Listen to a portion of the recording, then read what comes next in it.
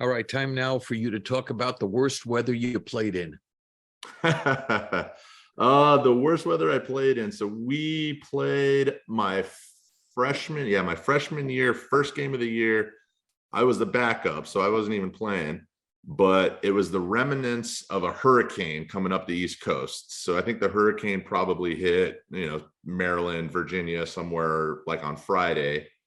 And then the remnants of the tropical storm went up and hit Fordham during game time. And we were playing Monmouth, and it's just rain coming in sideways. And I remember our quarterback coach going, "We don't care about the weather. We're going to throw the football. We're not changing our offense. We're not doing anything different than what we practiced this week." And Derek Daniels, who was our starting quarterback, is probably the fourth play of the game. He drops back and he throws the ball, and the ball goes up, and then it gets caught in the wind and it goes backwards and lands about 2 yards behind the line of scrimmage. And we come off the field, and then he's like, "All right, we're going to run the ball now. Oh, lineman, it's your turn to shine, and we're going to run the ball." And I remember being cold and miserable and thinking to myself, what am I doing in New York City playing football right now? It's 75 and sunny in Texas. And you were an all-city basketball player. You were a great baseball player. On a day like that, don't you wish you were playing baseball where those people have the good sense to get out of weather like that and go indoors? You know what? I know where you're going with that, Ed, but it would have been a lot worse to say, "Hey, we're going inside the game. We're going to cancel. We're going to have a rain." Then the frustration level would have been through the roof, right? But yeah, that's I think what makes football great is you're playing in snow, you're playing in wind, you're playing in rain. The elements are such a part of the game. It's sometimes it's not fun, but the other team's playing in that same situation. Injuries. My junior year, one of the first plays of the game, I got tackled from behind and ended up landing on my left knee and tearing my PCL in that knee. And at the time I played through it, I kind of kept dealing with it. And I was so fortunate to have Vinny as our head trainer at the time. And for I think our next week was a bye. And then we played the following week. I mean, I was in the training room for probably 4 hours a day, each day, trying to get that knee healthy. And I tip my hat to everyone in the training staff because I never missed a game that year because of it. And as we speak now, how is your body after all those years in football? Yeah, well, said knee still hurts once in a while. I play a lot of basketball to stay in shape, and I bike a lot. If I start to do too much, that left knee starts to feel it a little bit. And then just a lifetime of taking hits and lifting weights and kind of doing that grind. My back's tight, my shoulders are tight, and I'll talk to any one of my teammates and they all feel the same way, but none of them would trade it, nor would I. Of course not, you wouldn't. Most cherished memory from the field of play? That Patriot League championship was up there, and winning that game, at home against Holy Cross. The other one that I would like to mention was my last game, my senior year. We were at Georgetown to finish the year. We weren't making the playoffs, nothing really else going on after that game. And we ended up winning. We were up by a lot of points. My family was there, probably had about 20 family members in the crowd there at Georgetown. And with about 2 minutes left in the game, we had the ball, game was secure, and Coach Masella calls a timeout to pull me off the field and kind of give me that standing ovation. And at the time I was like, why am I coming out? I didn't fully understand. And then I look and everyone's cheering, and I see my dad over there, and I just kind of walked straight to my dad. He was up in the stands. I gave him a hug, and all my teammates patting me on the back and stuff. So to be able to walk off the field my last game as a Fordham Ram in that type of fashion was really cool.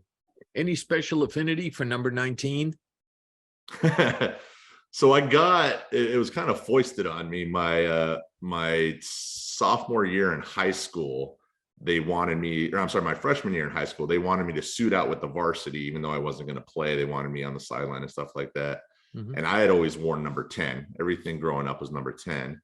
So when that first game, when I suited out, they're like, "Well, what number do you want?" I was like, 10. It's like, "You can't have 10. Our current starting quarterback's number 10. And Coach Burkhead goes, "Here, be 19, just like Johnny Unitas." And I was like, "Okay." And ever since then, 19's always stuck. Of all the records, which one are you most proud of? So I don't know if you would call it a record, but I would say the fact that I was drafted out of Fordham University, the first player since 1967, 68, I believe it was.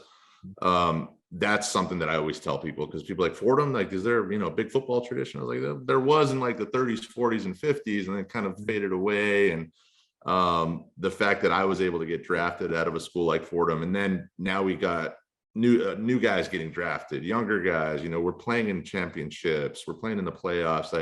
I think that, my success at Fordham and my team's success at Fordham kind of started that snowball and getting a lot more guys to the next level when it comes to coming out of Fordham and getting drafted. Were you upset that you didn't get the recognition because college football in New York City with 9 professional teams is not at the top of the list? Did you ever feel that you didn't get the recognition you deserved because of that, versus had you stayed in the Southwest at an SMU or a Texas Tech, where it's the only game in town, that you would have gotten that kind of recognition? It bothered me a little bit when I first got there. We'd watch, is it Bronx 12 News, and there'd be a little blip about Fordham or something and nothing. But what I thought was really cool is if we ever did get spoken about in the local media, or we were then it was a big deal. It's like, small Fordham up in the Bronx, FCS school, and they're talking about us, on the news or whatever it is. So it made the recognition that we did get that much more special. Tell us about graduation day. That was a nice day too. So my spring semester, my senior year, I spent a lot of time in Arizona because I was getting ready for the draft, and I was, preparing for that process of my life. And I was going back and forth from Arizona to Fordham just to get my credits in order to graduate. And Dean Rapaccioli was great. She's like, we're going to do what we can to make sure that you get your credits and you graduate, because the things that you're going to do beyond your senior year in Fordham are going to be very important for you as well. And, I tip my hat to her for letting me do that. So the fact that I was back and forth that semester made it hard to really enjoy that final few weeks and final semester there at campus. So going back for graduation specifically and spending, 2 weeks with my friends, the school year's over, we're doing all our senior activities. I had my parents there at graduation day, went to a big dinner and everything. And I think my mom, of all my accolades and everything, my mom has my degree hanging at the house in Houston now, and that's what she's probably most proud of. You were inducted into the Hall of Fame in 2017. How were you told? How was I told? I don't remember how I was told, actually. It might have been Joe DeBerry via call or via an email or something, but I do remember getting that and just being elated about it and just like, that's so cool, being on that wall that's there in the Rose Hill gym. And then I do remember them asking me like, hey, who's going to do your introduction? Who's going to be the person that introduces you at the Hall of Fame event? Without hesitation, I go, my brother's going to do it. Oh. And they go, we'll reach out to your brother. We'll get that information. And he's like, dude, that's pretty cool. Yeah, I'm going to make it fun. And I was like, yeah, make it fun, man. That's why I picked you. So the fact that he got to be the one that gave my introduction at the Hall of Fame event was great. A 4-year starting quarterback from El Paso, Texas, John Skelton graduated from Fordham as the all-time career record holder in completions, passing yards, and touchdown passes. In 2009, as a senior, Skelton averaged 337 yards passing per game, including 4 400-yard games. His success at Fordham led to John being drafted in the 5th round of the 2010 NFL Draft by the Arizona Cardinals. Good evening. My name is Steven Skelton. I'm here to introduce my brother, my 4th best friend, and my ex-teammate in every level of football there is. My earliest memories of John were when we first started playing football in El Paso. We were probably 8 or 9 years old. We're the only Little League team throwing downfield. And of course, not one of those kids could catch John's deep ball. Unfortunately, that was the case all the way up to Fordham University. His junior and senior year, we were the #1 FCS offense in the nation. And every time we had the ball, John gave us that confidence that we were going to go downfield and score. His senior year, that was not the case in the 4th quarter versus Columbia. He threw an interception to lose us the game. By the way, that was the only time I ever lost to Columbia. He was still named MVP of the Liberty Cup, of course.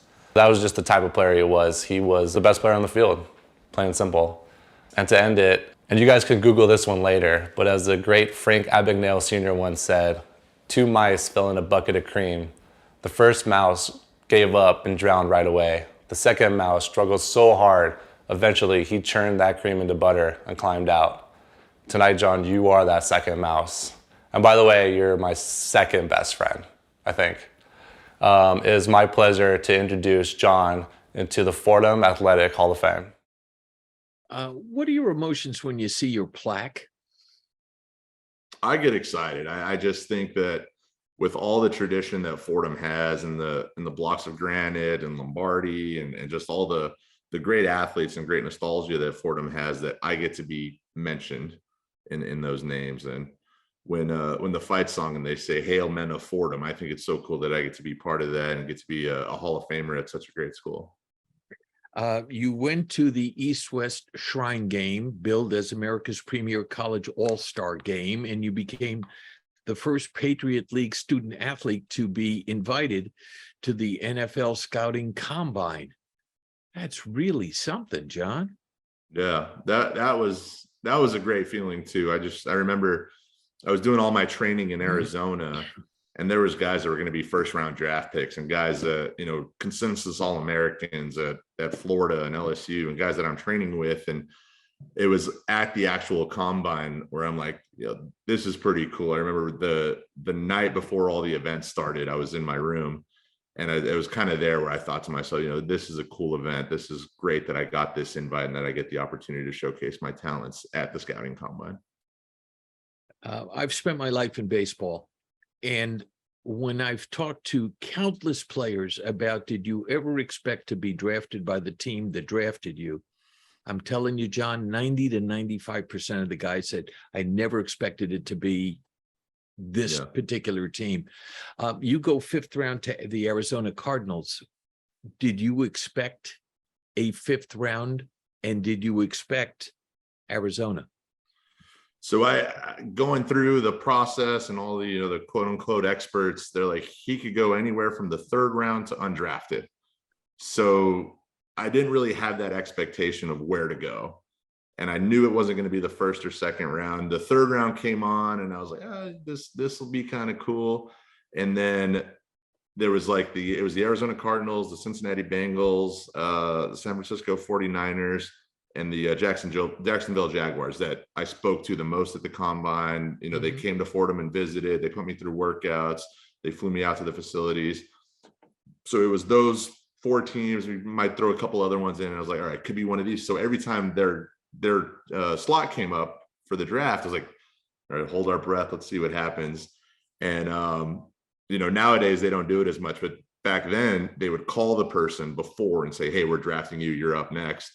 So I get a phone call early on the 5th round, and everyone, for whatever reason, everyone heard my phone ring and everyone just grew silent in the room. And I pick it up and it's Coach Wisenhunt, like, hey, we're picking you right here in this draft pick. And then everyone just looks at me and then I go, Cardinals. And they're like, oh, everyone starts crying. Like, I'm still on the phone. They haven't even made the pick yet. And then once I hung up the phone, everyone's cheering. And then my name comes up on the screen. And the first thing I saw was my grandfather, who just had tears in his eyes. And he came and gave me a big old hug. And so the Cardinals were one of the possibilities. There was the other teams, I think, that showed more interest. But the fact that I did get the place where it's actually closer to El Paso, where I grew up, than Dallas or any other team. So a 6-hour drive from El Paso. My parents got to come to a lot of games. That's great. It was very serendipitous, I think, that the Cardinals were the ones that took me. I got to get this in. Your first start with the Cardinals, after they had lost 7 straight games, you start your day with 6 incompletions, even though it is said some of those balls should have been caught. You shred Denver 43-13, and their coach in 2010, Josh McDaniels, says, quote, why is our Heisman winning quarterback not ready, and we're losing to a rookie quarterback from Fordham? That would be Tim Tebow. What a disingenuous thing to say. I mean, call it a disingenuous, call it a backhanded compliment, whatever it is. I mean, I always tell people too, it's like, oh, you know, so-and-so said something about you, or so-and-so did this, or on the news they were saying this. I was like I've been booed by 60,000 people in that same arena. So I think it's all relative what people say or do about it. Tomasello, though, your coach at Fordham, he said something wonderful. He said, watching you in the NFL, you look no different than you did at Fordham, that you didn't look like you didn't belong. Two negatives make a positive. Yeah, Coach Masello was great, and he would always kind of pick me up at Fordham when I, you know, was having a bad game or something, and he'd say, "Hey, you belong here. You're going to make it happen. Like, you know, quit feeling sorry for yourself," or something like that. And there were some times where things were not going well. You know, we weren't doing well as a team, or I wasn't doing well. You started game 0-6 or whatever, but 0-4-6 throwing, and then, you know, something to hear something like that that Coach Masello said, just, yeah, I mean, that's about right. That's, you know, you belong there, so make it happen, you know. 3 seasons in Arizona. Sum up, John, your NFL career and how tough the NFL is. Yeah, and then in those 3 years, it was a lot of highs and a lot of lows. So I mean, peaks and valleys. You know, my first start, we were 0-7, and I ended up starting the last 4 games of the year, and we went 2-2. You know, and we finished kind of on a high note that year, and expectations were high going in the next year. My 3rd year in Arizona, I get named the starter day 1, going out of training camp into our first game of the year. You know, I'm on cloud 9, and, you know, halfway through the 4th quarter, I get rolled up and I hurt my ankle, and they cart me off the field, and now I'm at the lowest low, you know, all on the same day. And but that's the NFL. I mean, the NFL, it's hard to win. It's a grind every week. You're a professional. You're expected to do all the little things and be in the facility and put the time in. And it's a grind. It's a job. I think a lot of people don't realize that. But again, I wouldn't trade it for the world. What do you think of when you think of Fordham now? I think Fordham it's such a great place to go to school. You know, it's such a great place to be a student athlete. We don't have 75,000 people at our football games. You know, we don't have all these banners hanging up everywhere. But the tradition of the school, the academic tradition that the school has, the Jesuit education that I received, the fact that I got to play Division I football and win a championship and go to the playoffs, I think Fordham really does have a great mix of what it is to be a student athlete and play and go to school at the highest level. The floor is yours, John. Sum up your Fordham experience and what you would like to say to the Fordham community. Just people always say, like, "Oh, Fordham, that's in the Bronx. That's a different world, right?" And I go, "Yeah, but I grew up in El Paso, Texas. That's a different world too." So I think the culture and the way that the way that I grew up in El Paso, the way that I kind of came of age at Fordham, being around people from all over the world, you know, people from all walks of life, kind of all commingling there in the Bronx, playing football with guys from Florida and guys from the tri-state area, and going to school with people from all over the world, and just experiencing that, and experiencing college, and just such a beautiful atmosphere. And, you know, at the time it was Fordham as my school and New York as my campus, and I think that really summed up Fordham really well. Give yourself a plug as to what you're doing now. Yeah, I'm in Arizona. I got an 8-year-old boy out here. I'm coaching him and everything, so that keeps me busy. And are you yelling like your dad? I'm yelling like my dad. Yes, yes. Probably not as many curse words as he threw out, but I do let him slide once in a while. But that's probably my biggest joy, is being able to coach him and bring him up the right way in sports. And I also own a senior care company here in Arizona, so we provide non-medical in-home care, and, you know, being to provide a service, a duly needed service to my community here has just been amazing. It's great to be with you, and a joy to be with you, John. Thank you so much. Thank you for all the thrills you brought to Fordham University. Thank you for being with us in the best in life. I appreciate it, Ed. And just one more hi to all those student athletes at Fordham, and especially the basketball team right now. Those guys are riding high. I love it. This production has been aided and abetted by Athletic Director Ed Cole, Assistant Athletic Director Kara Field, and the indispensable Joe DeBarry, member of the Sports Information Directors Hall of Fame. As a great Hall of Fame announcer Ernie Harwell once said, "I think I've done all the damage I can do." Please note, no animals, especially rams, were harmed in the production of this Zoomcast, nor any special effects used. And when all is said and done, there's nothing left to say or do. Thanks so much for putting up with me, everybody, and we'll see you next time on Ed Randall's Talking Rams.